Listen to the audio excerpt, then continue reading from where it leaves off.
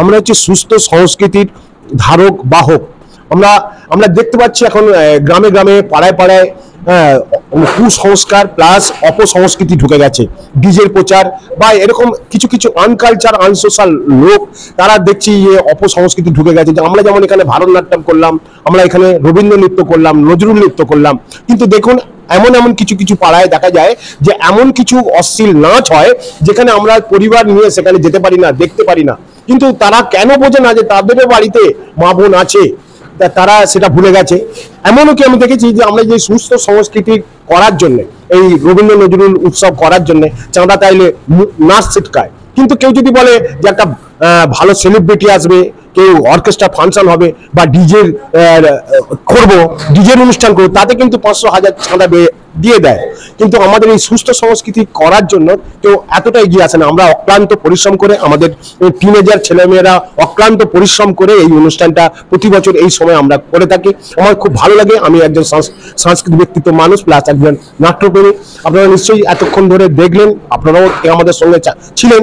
আমতা টিভিকে ধন্যবাদ জ্ঞাপন করছি যে আমাদের এই প্রচারের আলোকে যদি এলাকার থেকে এলাকার বাইরের লোকও এই জিনিসটা দেখে, তাদের মধ্যে যদি শুভ উদয় হয়, শুভবুদ্ধি সম্পন্ন উদয় হয়, আমাদের খুব ভালো লাগবে। কারণ এখন অনেক গ্রামে বা অনেক পাড়ায় বা অনেক ক্লাবে আগে যেটা হতো, রবীন্দ্র নজরুল উৎসব পালিত হতো,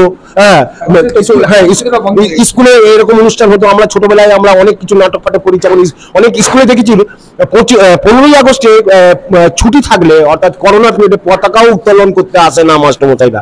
এমন কিছু ক্লাবে দেখা যায় যে ক্যারাম খেলছে, তাস খেলছে, তারা কিন্তু একটা পতাকাও তোলে না, আর অ্যানুয়াল ফাংশনও করে না। তাদেরকে জিজ্ঞেস করলে বলা যায় না, মানে জানেই না যে 25শে বৈশাখ কবে বা কি করতে হয়, তারা কিছু জানে না।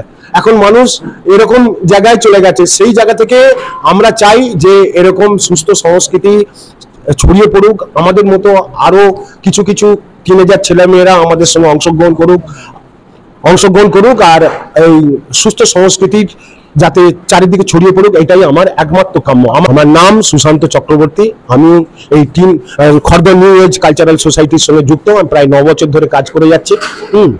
তো ভালো লাগলো, আপনাদেরকেও ভালো লাগলো। আমাদের নিউ এজ সোসাইটির পক্ষ থেকে আমতা টিভিকে অনেক অনেক ধন্যবাদ জ্ঞাপন করছি। ধন্যবাদ। কি হলো সামনে কি বলবেন? গোটা বাংলা জুড়েই রবীন্দ্র নজরুল উৎসবের অনেক অনুষ্ঠান হয়, কিন্তু মানে একদম প্রত্যন্ত যে গ্রামগুলোতে সেখানে কিন্তু রবীন্দ্র নজরুল উৎসবের চর্চাটা কমে গেছিল।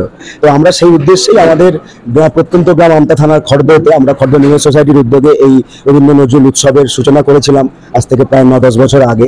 ধীরে ধীরে সেটা গ্রামে হতো, তারপরে বহু মানুষের সমাগম ঘটে, বহু মানুষ শহরে, আমতা শহরেরও বহু মানুষের আমাদের সঙ্গে যুক্ত হয় এবং তাদের দাবিতে এবং এখানে বহু মানুষের চাওয়াতে আমরা এবছর গ্রামীণ হাওড়া থেকে আমরা এই গ্রামীণ মানে আমাদের গ্রাম থেকে আমরা আমতা শহরের বুকে এই অনুষ্ঠানটাকে নিয়ে এসেছি এবং আমরা আমতায় এসে আমরা বিপুল সাড়া পেয়েছি। সকাল থেকে প্রচুর কম্পিটিশন হয়েছে এবং প্রচুর ছেলেমেয়েরা গোটা জেলার বাইরে, হুগলি বিভিন্ন প্রান্ত থেকে, 24 পরগনা বিভিন্ন প্রান্ত থেকে তারা এসেছে এবং অংশগ্রহণ করেছে। এবং বিকেল থেকে আমাদের এই সংগঠনের যে সমস্ত কলাকুশলীরা, আমাদের নাচের দল, নাটকের দল, তারা সবাই মিলে এই রবীন্দ্র নজরুলকে স্মরণ রেখে নাটক, কবিতা, নাচ এবং শ্রুতি নাটক একটু আগে শেষ হলো, আমরা সমস্ত কিছু নিয়ে যে সারাদিনের অনুষ্ঠানটা করলাম। আমাদের একটাই শুধু চাওয়া, যাতে সুস্থ সংস্কৃতি, রবীন্দ্রনাথ, নজরুল ইসলাম, আমাদের বাংলা সংস্কৃতির দুই মহিরুহ, তাদেরকে আঁকড়ে ধরেই আমরা যদি বাঁচি, তাহলে হয়তো এই অশান্ত সময়, এই অদ্ভুত একটা পরিস্থিতি, সেখান থেকে হয়তো আমরা মুক্তি পেতে পারবো। সেই আশাতেই আমাদের এই অনুষ্ঠান করা। আমার নাম সায়ন দে, আমি খড়দহ নিউ এজ সোসাইটির সভাপতি, সন্তু ঘড়ুই খড়দহ নিউ এজ সোসাইটির সম্পাদক এবং সুশান্ত চক্রবর্তী আমাদের কালচারাল বিষয়টা দায়িত্ব কর্তব্য। কি বলবেন আজকে যে এত সুন্দর একটা অনুষ্ঠান করলেন, মানুষের কেমন সাড়া পেলে? সকাল থেকে তো বহু মানুষ এসেছে, আমতা থেকে এসেছে, আমতার বাইরে থেকে এসেছে, জেলা থেকে এসেছে, জেলার বাইরে থেকেও এসেছে। আমরা প্রতি বছর চেষ্টা করি যে আমরা সবাই, আমরা শুধু খড়দহ বলে নয়, আমরা গোটা আমতা বলুন, হাওড়া জেলা বলুন বা ওয়েস্ট বেঙ্গলই বলুন, আমরা যেন একত্রিত থাকি একসঙ্গে, আর সুস্থ সংস্কৃতিকে যেন বাঁচিয়ে রাখতে পারি। এখন ডিজে কালচারটা অনেক অনেক উঠেছে, আমরা চারিদিকে দেখলেই দেখতে পাই, কিছু না যত না বড় অনুষ্ঠান হয় তার থেকে বড় ডিজে বক্স আছে। তা আমরা সেটার বিরুদ্ধে, শব্দ দূষণ করে অনেক মানুষের অস্বস্তি হয়। আমরা রাত্রি 10টা, 11:30 অবধিও যদি আমরা অনুষ্ঠান করি, মানুষের কোনো কিন্তু অবজেকশন নেই। কেননা আমরা সেই জায়গাটা মেনটেন করি, আমরা সুস্থ সংস্কৃতিকে বাঁচিয়ে রাখার জন্য যতটুকু যা করা প্রয়োজন আমরা করতে পারি।